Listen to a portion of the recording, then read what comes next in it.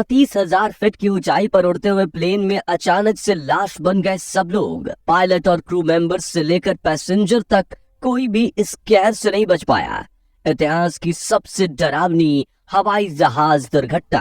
दोस्तों, हवाई जहाज को दुनिया का सबसे सेफ ट्रांसपोर्ट सिस्टम माना जाता है। आप साइकिल चलाते हुए भले ही मौत का शिकार हो जाएं, लेकिन हवाई जहाज में दुर्घटना होने के चांसेस ना के बराबर होते हैं। फिर भी कई बार कुछ लोगों की गलतियां या लापरवाही से हवाई जहाज भी एक्सीडेंट का शिकार हो जाते हैं, और जब ऐसा होता है तो फिर लाशों के ढेर लगते हैं। साथ ही एक हैरान करने वाली प्लेन क्रैश इंसिडेंट की कहानी हम आज आपको सुनाने वाले हैं, जिसने पूरी दुनिया को सकते में डाल दिया था। ये दुर्घटना किसी गलती से हुई, और ऐसा क्या हुआ कि लोगों ने जमीन से 34,000 फीट की ऊंचाई पर ही दम तोड़ दिया। जानने के लिए वीडियो को अंत तक जरूर देखिएगा। दोस्तों, ये बात है आज से 18 साल पुरानी।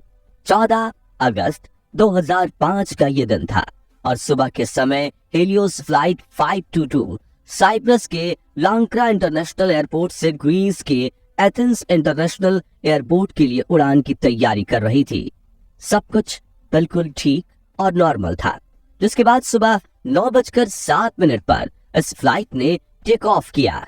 इस प्लेन के अंदर 115 पैसेंजर्स और 6 क्रू मेंबर्स सहित कुल 121 लोग सवार थे। प्लेन के पायलट हांस जुर्गेन मार्टिन को 16,900 फ्लाइट आवर्स को और को पायलट पैम्पोस कार्ला लैम्बोस को 7,549 फ्लाइट आवर्स का अनुभव था। मतलब दोनों ही पायलट काफी अनुभवी थे। इसके अलावा फ्लाइट अटेंडेंट की कमान एंड्रेसा पार्डोमो ने संभाली हुई थी। उड़ान भरने के महज 5 मिनट बाद ही जब प्लेन 12,040 फीट यानी कि 3.5 किलोमीटर की ऊंचाई पर था, तो अचानक इसमें से एक इमरजेंसी अलार्म बजना शुरू हो गया। पायलट ने जब चेक किया तो पता चला कि ये take off configuration warning alarm था। इस अलार्म को सुनते ही दोनों पायलट के पसीने छूट गए, क्योंकि अलार्म तब बजता है जब प्लेन उड़ान भरने के लिए तैयार नहीं होता।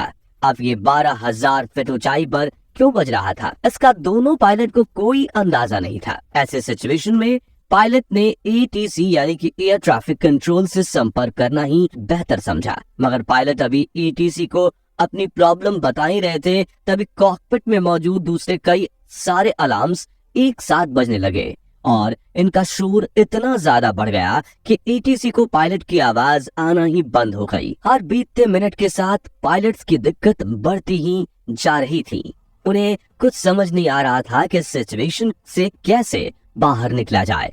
प्लेन में अफरा तफरी मची हुई थी, क्योंकि लोगों को सांस लेने में दिक्कत हो गई थी, और प्लेन में लगे ऑक्सीजन मास्क भी बाहर आ चुके थे। इस समय प्लेन करीब 5 किलोमीटर की ऊंचाई पर था। पायलट लगातार एटीसी से मदद मांगने की कोशिश कर रहे थे, लेकिन कुछ ही देर में इनका एटीसी से कनेक्शन भी पूरी तरह से टूट गया। अब प्लेन लगातार ऊपर की तरफ बढ़ रहा था। 9:23 पर ये 10 किलोमीटर से अधिक की ऊंचाई पर पहुंच चुका था। इसके बाद 9:37 पर इस प्लेन ने एथेंस के फ्लाइट इंफॉर्मेशन रीजन में एंटर कर दिया। 10:12 से 10:50 तक एथेंस का एटीसी इस प्लेन से संपर्क बनाने की कोशिश करता रहा, लेकिन उन्हें प्लेन की तरफ से कोई रिस्पॉन्स नहीं मिला। आमतौर पर इस फ्लाइट को 1 घंटे 45 मिनट का समय लगता था, यानी 10:45 तक इसे एथेंस एयरपोर्ट पर पहुंच जाना चाहिए था, लेकिन आसमान में इसका कोई अता पता नहीं था। हालांकि इस गंभीरता को देखते हुए एथेंस के अधिकारियों ने अपने 2 F-16 फाइटर जेट इस एरोप्लेन की खोज करने के लिए तुरंत रवाना कर दिए, और कुछ ही देर में इन फाइटर जेट्स ने हेलोइस फ्लाइट 522 को ढूंढ भी लिया। लेकिन फाइटर जेट्स के पायलट ये देखकर हैरान रह गए कि प्लेन के इतना करीब होने के बावजूद भी पैसेंजर से लेकर पायलट तक किसी ने एक बार भी उनकी तरफ मुड़कर नहीं देखा। सब लोग प्लेन में बस मुंह लटकाए हुए बैठे थे। इतने में करीब 11:49 पर इन्होंने देखा कि प्लेन के कॉकपिट में कोई शख्स है जो इस प्लेन को कंट्रोल करने की कोशिश कर रहा है। फाइटर जेट्स के पायलट ने इस शख्स से बात करने की कोशिश की, लेकिन कोई संपर्क न होने की वजह से यह मुमकिन नहीं हो पाया। तभी करीब 1 मिनट बाद यानी 11:50 पर प्लेन का एक और इंजन फेल हो गया और प्लेन उस तरफ से झुककर तेजी से नीचे की ओर गिरने लगा। अभी कुछ ही मिनट बीते थे कि 12 बजे प्लेन का दूसरा इंजन भी बंद हो गया। साथ ही फाइटर जेट की रेस्क्यू टीम के देखते ही देखते ये प्लेन और भी ज्यादा तेज रफ्तार से नीचे की तरफ आने लगा। पायलट सीट पर बैठे उस शख्स ने इसे कंट्रोल करने की हर संभव कोशिश की, लेकिन 12:04 पर यह प्लेन ग्रामाटिको की पहाड़ियों में क्रैश हो गया। इसमें बैठे सभी 121 लोगों की मौके पर ही मौत हो गई। इस प्लेन के क्रैश होने की खबर ग्रीस के साथ ही पूरी दुनिया में आग की तरफ फैल गई। घटना की साइट पर रेस्क्यू ऑपरेशन भेजा गया और सभी डेड बॉडीज को प्लेन से निकाला गया। इन मृतकों के शरीर का जब पोस्टमार्टम किया गया तो उससे एक ऐसी चौंकाने वाली बात सामने आई जिससे सबके होश उड़ गए। दरअसल डॉक्टर्स ने बताया कि प्लेन में मौजूद पायलट समेत लगभग सभी लोग इसके क्रैश होने से पहले ही मर चुके थे। ऐसे में सबसे पहला सवाल जो लोगों के मन में उठा वो ये कि अगर पायलट पहले ही मर चुके थे तो इस प्लेन को इतनी देर तक कौन उड़ा रहा था। असल में दोस्तों ये शख्स कोई और नहीं बल्कि फ्लाइट अटेंडेंट एंड्रस ही थे। एंड्रस कोई एक्सपर्ट पायलट तो नहीं थे, हाँ, लेकिन जब प्लेन क्रैश हो रहा था तो वो इसे घनी आबादी वाले इलाके से दूर ले जाने में सफल रहे।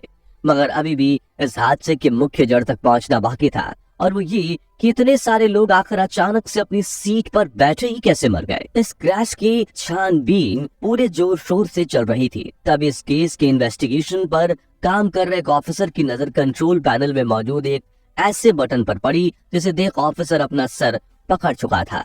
ये बटन प्लेन में प्रेशर को सेट करने का काम करता है। इस बटन को देखते ही ऑफिसर को पूरी कहानी समझ आ गई। असल में ये बटन प्लेन के अंदर हवा के प्रेशर को कंट्रोल करने का काम करता है। आमतौर पर यह बटन ऑटो मोड पर ही रहता है, लेकिन यहाँ पर यह बटन ऑटो की जगह मैनुअल पर सेट था। असल में हुआ क्या कि इस फ्लाइट के एक दिन पहले जब ये जहाज अपनी रूटीन सर्विस पर गया तो वहाँ के टेक्नीशियन ने गलती से इस बटन को मैनुअल मोड पर करके छोड़ दिया। ऐसे में जब फ्लाइट ने टेक ऑफ किया तो प्लेन के अंदर ऑक्सीजन का लेवल बहुत तेजी से कम होने लगा। ऑक्सीजन कम होने पर पायलट का दिमाग भी ठीक से काम नहीं कर रहा था, इसलिए इनका ध्यान इस बटन की तरफ गया ही नहीं। प्लेन में मौजूद यात्रियों ने तो ऑक्सीजन मास्क लगा लिए, लेकिन कॉकपिट में ऑक्सीजन मास्क अपने आप बाहर नहीं आते, जिसके चलते पायलट पहले बेहोश हुए और कुछ ही देर में उनकी मौत हो गई। इसके अलावा पैसेंजर्स भी ज्यादा देर तक सरवाइव नहीं कर पाए, क्योंकि ऑक्सीजन मास्क सिर्फ 12 मिनट की ही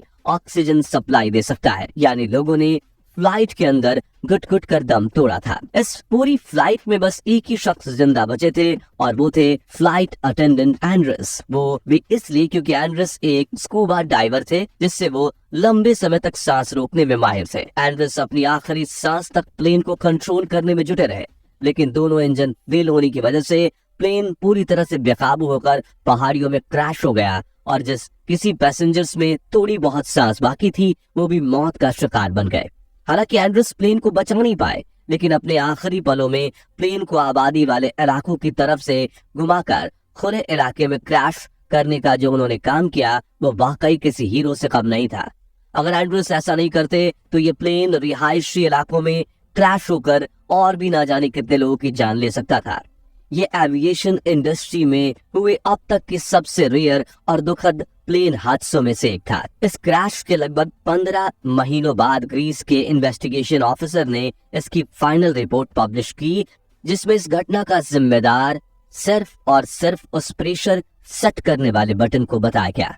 वैसे दोस्तों आपको क्या लगता है, इस घटना का जिम्मेदार सिर्फ वो बटन ही था या फिर कोई और इंसान? अपना जवाब कमेंट के माध्यम से जरूर शेयर कीजिएगा। बाकी दोस्तों आज के इस वीडियो में बस इतना ही। चैनल पर नए हैं तो चैनल को सब्सक्राइब जरूर करें, साथ ही बेल आइकन को प्रेस कर दें ताकि नई वीडियोस की नोटिफिकेशन आपको समय पर मिलती रहे। वीडियो अंत तक देखने के लिए धन्यवाद।